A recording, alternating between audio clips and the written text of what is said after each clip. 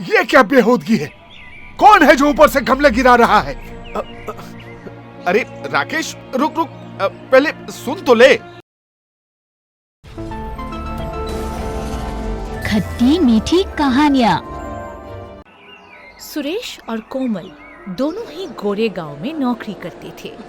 उनका एक बेटा था सोनू, जो पास के स्कूल में पढ़ता था। तीनों की दुनिया छोटी जरूर थी, लेकिन जिम्मेदारियों से भरी और भावनाओं से जुड़ी थी। पर एक दिन, अबे कौन है बे? ये कार पर कौन थूक रहा है? सुरेश के चिल्लाने की आवाज से राकेश बालकनी में आता है और नीचे झांकता है। अरे सुरेश भाई, क्या हुआ? क्या हुआ? तेरी बालकनी से किसने मेरे कार के ऊपर थूका है? अरे छोड़ो भाई, पानी ही तो है, धुल जाएगा। धुल जाएगा? तेरे घर से थूका गया है और तुझे मजाक सूझ रहा है? अरे बेटा, मैंने क्या जानबूझकर थूका? नीचे गाड़ी खड़ी है, मालूम नहीं था मुझे। हाँ, मालूम नहीं था? नीचे सड़क नहीं है, किसी की कार खड़ी है, मालूम नहीं था? सुरेश का इस तरह से गुस्से में बात करना राकेश को बिल्कुल अच्छा नहीं लगता। बात को इतने बढ़ा क्यों रहे हो सुरेश? क्योंकि ये पहली बार नहीं है राकेश, हर बार कुछ न कुछ होता रहता है तेरे घर से। अभी देख, ज्यादा मत बोल। मेहमान आए हुए हैं, आदर करना सीख। मेहमान अगर दूसरों की चीजों का सम्मान न कर सके तो उन्हें आदर की भी उम्मीद नहीं करनी चाहिए। बात छोटी थी, लेकिन दोनों की ईगो बड़ी हो चली थी। दो पड़ोसियों के बीच हवा में जैसे चिंगारियां तैरने लगी थी। देख सुरेश, आखिर तो होता कौन है मेरे घर वालों पर चिल्लाने वाला? जब तेरे घर वाले मेरी चीजों पर थूकेंगे तो जवाब मिलेगा ही मिलेगा, समझा? अरे बेटा, माफ कर दो, मुझसे गलती हो गई। मैं सच में नहीं जानता था कि नीचे तुम्हारी गाड़ी खड़ी है। हाँ, ठीक है अंकल, ठीक है। आपने सॉरी कह दिया, इसलिए बात यहीं खत्म कर रहा हूँ। पर पहले बात करना तो तरीके से सीख लेता। तरीका तब रहता जब बात मामूली होती। ये मेरी मेहनत की चीज है और उस पर थूकना मैं कभी बर्दाश्त नहीं करूंगा। देखो बच्चों, गलती मेरी थी और मैंने माफी भी मांग ली। अब ज्यादा उलझो मत, मोहल्ले की शांति भंग हो जाएगी। मान जाओ बच्चों, शांत हो जाओ। दोनों में कुछ पलों की गर्मी थी, लेकिन हरीश जी की समझदारी ने बात को संभाल लिया था। कुछ दिन बीते, सुरेश के घर की घंटी बजी और कोमल ने दरवाजा खोला। बिटिया, मैं कमलेश हूँ, अमरनाथ का छोटा भाई। क्या सुरेश यही रहता है? अमरनाथ जी के भाई, आप आइए प्लीज, अंदर आइए। कमलेश जी घर में प्रवेश करते हैं। तभी सुरेश कोमल की बात सुनकर ड्राइंग रूम में आता है। आप मेरे पापा के भाई हैं? लेकिन हमें तो कभी पता ही नहीं चला। हाँ बेटा, बहुत साल पहले पारिवारिक कारणों से दूर हो गया था। अभी हाल ही में पता चला कि तुम लोग इसी शहर में रहते हो, तो मिलने चला आया। सुरेश और कोमल दोनों उलझन में थे। एक नया इंसान अचानक सामने आ गया था और भावनाओं का तूफान दिल में उठ रहा था। बिल्कुल चाचा जी, घर में आपका दिल से स्वागत है। पापा की बहुत याद आती है। आज उनका एक हिस्सा हमारे सामने खड़ा है। सच कह रहा हूँ, बहुत खुशी हो रही है मुझे। अकेलेपन ने बहुत थका दिया है मुझे बेटा। सोचा अपनों के पास चलूं। तुम लोगों को देखकर दिल हल्का हो गया।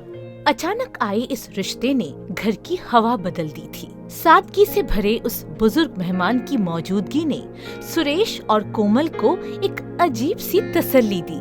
चाचा जी, पहले मैं आपके लिए गर्मा गर्म चाय बनाती हूँ, फिर हम मिलकर ढेर सारी बातें करेंगे, ठीक है? बिटिया, अगर चाय के साथ कुछ खाने को मिल जाता तो बहुत अच्छा होता। जी बिल्कुल चाचा जी, चाय के साथ पकौड़ियाँ भी बन जाएंगी। शुरू में घर में रौनक थी, रिश्ते की गर्माहट थी, लेकिन कुछ ही दिनों में सब कुछ बदलने लगा। मालकिन, अब मैं इस घर में और काम नहीं कर सकती। अरे क्या बात है लीला, अचानक क्या हो गया? वो चाचा जी है ना, वो हर काम में टांग अड़ाते हैं। ये ऐसे क्यों रखा? झाड़ू ठीक से नहीं लगी, बर्तन अच्छे से धो। क्या बताऊं मालकिन, एक एक चीज पे जलील करते हैं। पर लीला, तुम्हारी शिकायत तो कभी नहीं मिली। अब देखिए ना, और ऊपर से मुझ पर चोरी का शक। मैंने तो काम छोड़ने का ही मन बना लिया है। लीला गुस्से में बाहर निकल जाती है। रात होते ही सुरेश और कोमल आपस में बात करते हैं। ये चाचा जी कब जाएंगे? पता नहीं, शुरू में तो अच्छा लग रहा था, पर अब रोज रोज का ये चिक-चिक, मेरा तो सर दुखने लगा है। ना कोई काम करते हैं, ऊपर से 3 बार खाना। अब तो काम वाली भी छोड़ गई। अब वो लीला कह रही थी कि चोरी के लिए उसे ताना मार रहे थे चाचा जी। ये तो हद है। तुम उनसे पूछते क्यों नहीं कि वो इतना खाना बनवा के कहाँ ले जाते हैं? अब ठीक है, कल पूछूंगा। अगले दिन सुबह सुरेश अपने चाचा जी कमलेश जी से बात करता है। अब चाचा जी, रोज रोज इतना एक्स्ट्रा खाना बनवा कर आप कहाँ ले जाते हैं? क्या ये कुछ ज्यादा नहीं हो रहा? देखो बेटा सुरेश, मैं तो गरीबों में बांटने के लिए एक्स्ट्रा खाना बनवाता हूँ। खैर, तुम लोग तो शहर में रहते हो, दान पुण्य की महिमा तुम भला क्या जानो। हाँ हाँ, सही कह रहे हैं आप, लेकिन गरीबों के बारे में इतना ही सोचते हैं तो बेचारी उस काम वाली लीला को क्यों काम से निकलवा दिया आपने? अरे बेटा, वो तो कामचोर थी, ऊपर से घर की चीजें भी चुराती थी। चाचा जी, आपको मालूम भी है कि शहर में काम वाली का मिलना कितना मुश्किल है। तो बेटा, तुम क्या चाहते हो कि तुम्हारे घर में चोरी होती रहे और मैं देखते हुए भी चुप रहूं? लेकिन आपके पास सबूत भी तो नहीं। आपको पता है कि कोमल सारा दिन ऑफिस में रहती है और अब उसे घर में आकर घर का सारा काम भी करना पड़ेगा। चाचा जी, आपसे तो उम्मीद करना ही बेकार है। उस पल बात वहीं खत्म हो गई। रिश्ते की गर्माहट धीरे धीरे बोझ बन रही थी। अगले दिन अचानक सुबह सुबह शोर सुनाई दिया। अरे, ये क्या बेहूदगी है? कौन है जो ऊपर से गमले गिरा रहा है? अरे राकेश, रुक रुक, पहले सुन तो ले, शायद गलती से हुआ होगा। गलती से? तभी ऊपर से हरीश जी धीरे धीरे सीढ़ियां उतरते हुए नीचे आते हैं। माफ करना बेटा, गमला साफ करते हुए हाथ से फिसल गया। गलती मेरी है, लेकिन भगवान भला करे किसी को चोट नहीं आई। शुक्र है गमला तुम्हारे सर पर नहीं गिरा। राकेश एक पल के लिए सोचता है, फिर उसका गुस्सा ठंडा हो जाता है।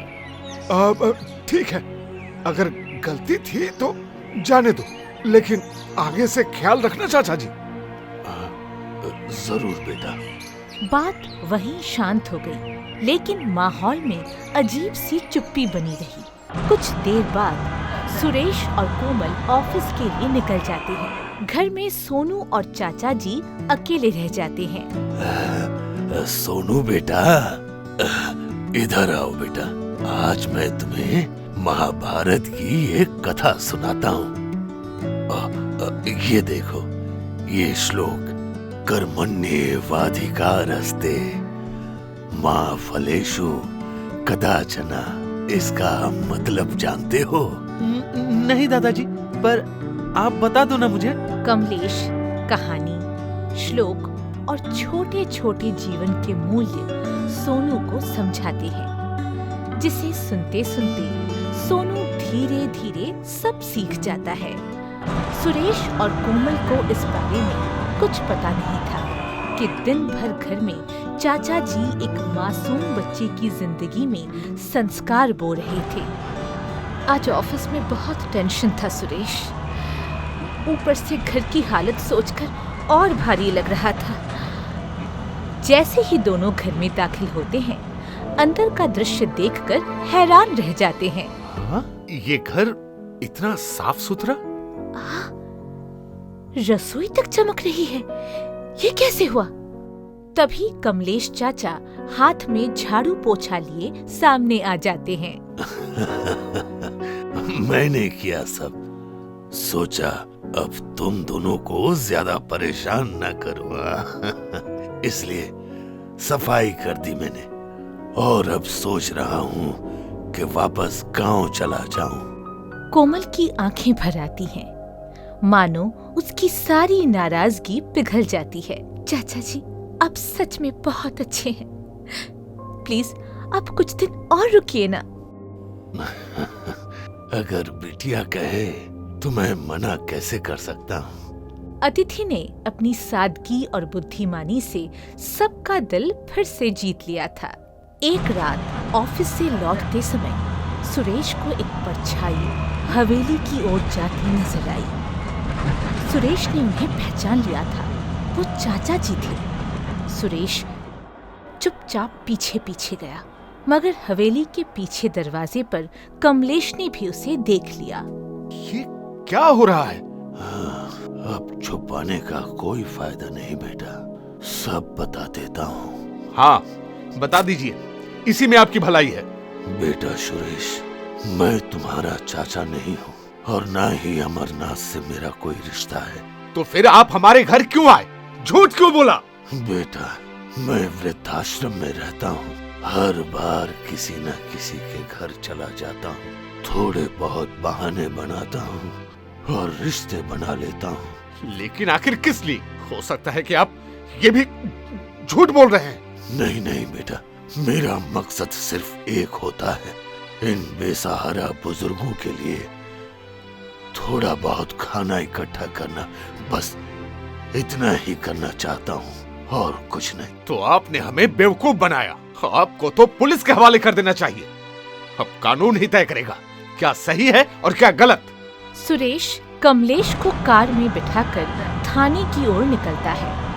तभी उसका फोन बजता है। पता है सुरेश, सोनू को आज स्कूल में हिंदी में पहली बार मेडल मिला है। क्या? सच? हाँ, और ये सब किसने सिखाया पता है? जरूर तुम्ही ने सिखाया होगा। अरे नहीं, ये सब हमारे चाचा जी ने उसे सिखाया है। ये तुम्हें कैसे पता? और पता है, टीचर कह रही थी कि सोनू की भाषा में जो गहराई है वो कमाल की है। सुरेश की आंखें भर आती हैं। वो कमलेश की ओर देखकर गाड़ी रोकता है, कुछ देर चुप रहता है, फिर धीरे से कहता है, चाचा जी, आपने झूठ बोला, लेकिन सिर्फ इसलिए कि कुछ बेसहारा लोगों का पेट भर सको, है ना? हाँ बेटा, मैं यही तो कहना चाहता था। आप चाहते तो हमारा फायदा उठा सकते थे, पर आपने तो हमारे बेटे की जिंदगी संवार दी। कमलेश कुछ कहने ही वाला होता है, लेकिन सुरेश पीछे मुड़कर उसे गले लगा लेता है। आप कहीं मत जाओ चाचा जी, अब आप हमारे परिवार का हिस्सा है, हमेशा हमेशा के लिए। झूठ से शुरू हुआ एक रिश्ता सच्चाई से मजबूत हो जाता है। एक बुद्धिमान अतिथि जिसने सिर्फ एक घर नहीं, कई जिंदगियां अपनी बुद्धिमानी से रोशन की है, और वो अतिथि अब सुरेश का परिवार बन चुका था।